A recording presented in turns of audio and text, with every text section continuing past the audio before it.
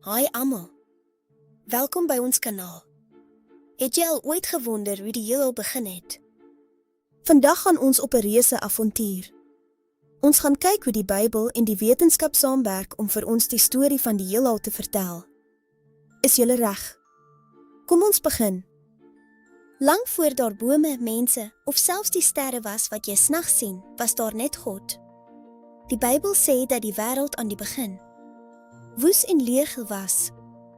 Wetenskaplikes noem dit die oerknal.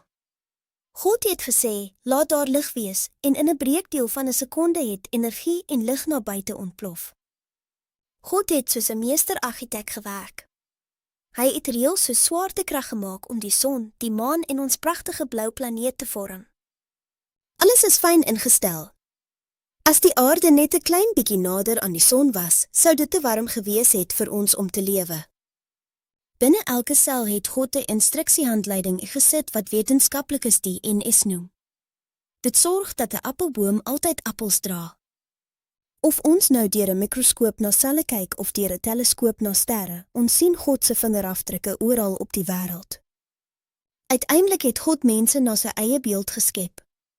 Die Bybel vertel ons waarom ons hier is, om vir God lief te wees en vir sy skepping te sorg.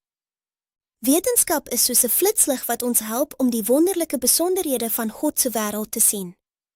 Sjoe, God se skepping is ongelooflik. Dankie dat julle saam met my geleer het. As julle van hierdie video gehou het, onthou om die like knoppie te druk en te subscribe vir nog meer avonture. Sien julle volgende keer.